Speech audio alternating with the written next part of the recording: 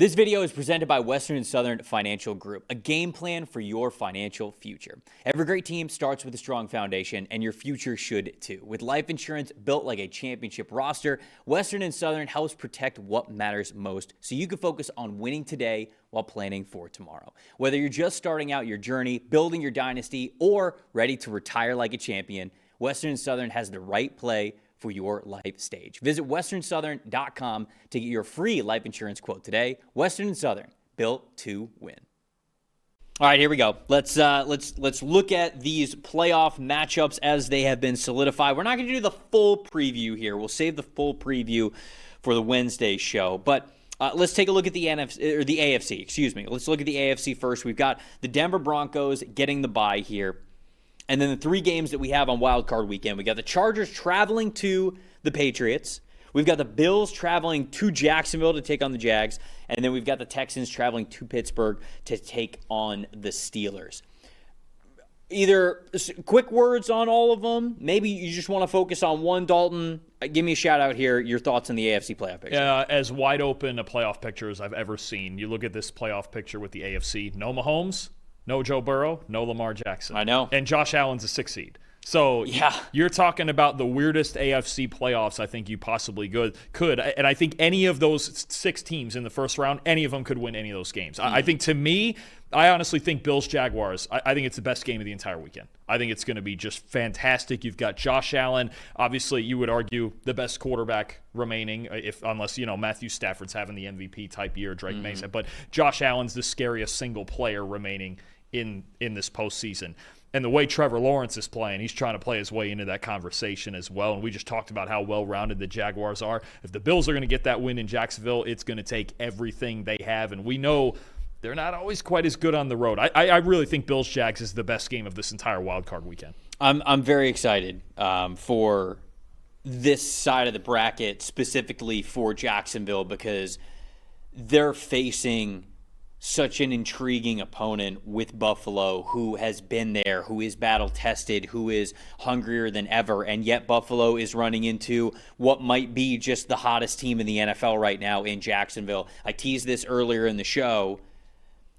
The matchup that I've already put a bet on for the Super Bowl, one of the spots is Jacksonville. Just because we have seen it time and time again. The team that is, certainly you have to be talented enough to do it. You've got to have the head coach that is of that caliber. You've also got to be playing your best football.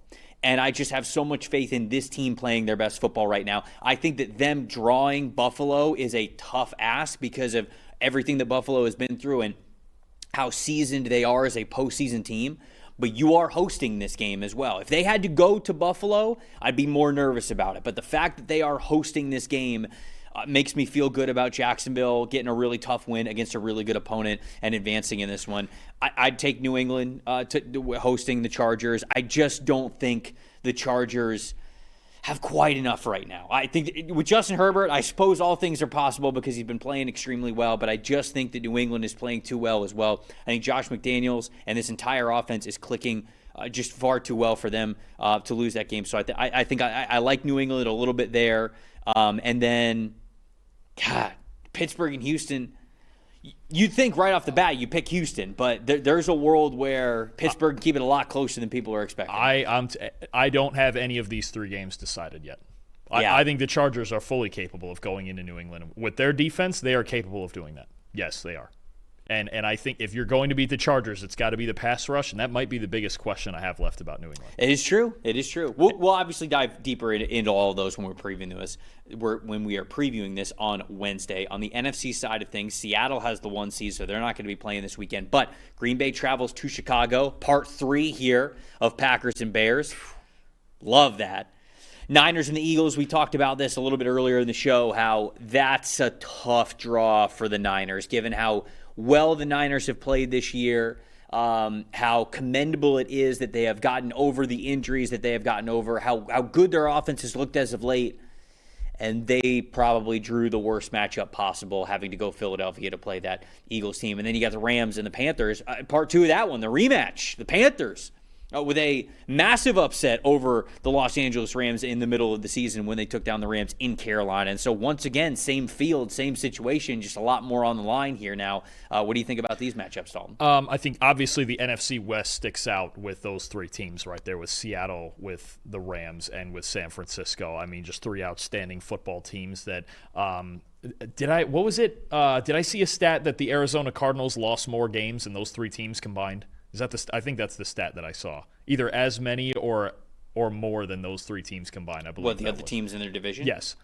Which is just the craziest thing I've ever heard in my life. But, let's see. I believe it's because if the Cardinals are 3-14.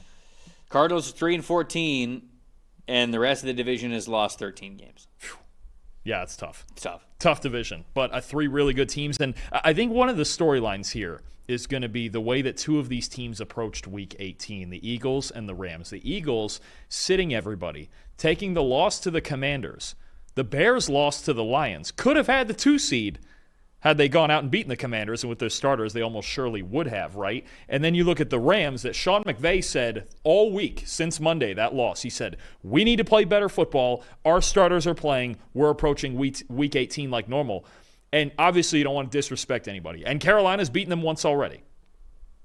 But the Rams have to be feeling good about winning that game, getting the 5, and playing Carolina instead of Philly. I would still much rather play Carolina than Philly. You know what's funny, though, is that I think all of these teams are happy with all of their matchups, right? The wild card teams, or which ones? Like Philly, just everybody. Philly would have, regardless of whatever seed they were, Philly would have wanted to draw. If you gave them a choice, I think they would have wanted to have San Francisco. If you give Chicago over Green Bay the way they've been playing, yes, I think so. All right, yes, I really do think so, because what they want to do, what Philly wants to do, is exactly the game plan that's going to be right in front of them. They just need to execute it. That's all. And Green Bay can still do a lot of different things. Are they as much of a Super Bowl threat as they were when they were fully healthy? No. But I still think that Green Bay is a really good football team. Chicago, I think they would have wanted to see Green Bay a third time. Given how beat up Green Bay is, how well they know that opponent, and now with them hosting that game, I think Green Bay was their ideal opponent. And I think for the Rams, obviously getting the Panthers here was their ideal opponent. So it's funny how it worked out, but I think that all three of those teams that were sort of jockeying for that position actually got what was best for them. Packers, Bears, round 3. If it's as fun as the first two were, it's going to be great. We're in for it. I'll say this for the Bears, though. For as fun as those two games were, and they obviously won the second one on some miracle stuff, right? They need to get off to better starts in these games. Totally. Because they've played really awful football offensively the first half of both of those Packer games. Mm-hmm. If they fall behind by 2 scores, you don't want to mess around falling behind by 2 scores every time you play somebody. They need to get off to a better start. And Ben Johnson even talked about it. This offense has to play better even than it played yesterday against Detroit. And again, I like their chances of having a game script that they prefer against the Packers than I do the Niners, like what we saw a couple of weeks ago, where if you start slow, Kyle Shanahan will immediately take advantage of you. They'll go up on the scoreboard. Now you can't really run on them the way that you want to. Again, I just think that it shapes up the way that all of those higher-seeded teams would have wanted. The second team that I put the bet on to get to the Super Bowl, it's the Rams. It's reasonable. So Rams-Jags is the bet that I already have placed to be the Super Bowl matchup. And I feel much better about that, despite the fact that they may have to play 3 road games. I feel much better about that with them as the 5 than the 6. I like them as the heaviest favorite of any of these 6 games. In Wild Card Weekend, there's at least still a possibility that a San Fran or a Green Bay could make an NFC title game run, and the Rams would be hosting either of them, which would be a major advantage. But they're equipped. Look, they have everything. There's a handful of games they lost this year that just cost them that top spot, right? Mm-hmm. But either way, they're honestly as dangerous as any wild card team we've ever seen. Who are the Rams? Yeah. Yeah, I agree with you. I love their Super Bowl chances. I think they are a complete team. Rams. If the Jags and the Rams both get to the Super Bowl, that's going to be a hell of a match. Which now that we've said it, now Carolina's going to turn around and win the game because that's how their whole season has gone, right? It's going to be. Guess. Are we going to be? I guess. We're going to be doing Eli. We're going to be doing the Curb Your Enthusiasm music like the first time, right? I'm not picking 35-7 this time. I'll tell you that. I won't do that. Yeah, that's good. That's good for you. That's growth. It's called growth. It is. I don't do it often, but that's at least what we'll consider grow growth. Pick blowouts. Which one do you not do? Either. I really try not to pick blowouts, happens. I really every try time. not to get better. Well, no, yeah. I mean, we try around here to not, call out blowouts because every time you call it a blowout, what happens? Yeah, it blows up in your face is what happens. Precisely. Right. Everyone's got takes. Numbers have truth. And the truth is, most people are betting with emotion. Sportsbooks feed on it. TikTok gurus sell it. The hype machine runs on it. That's how you lose. PFF is different.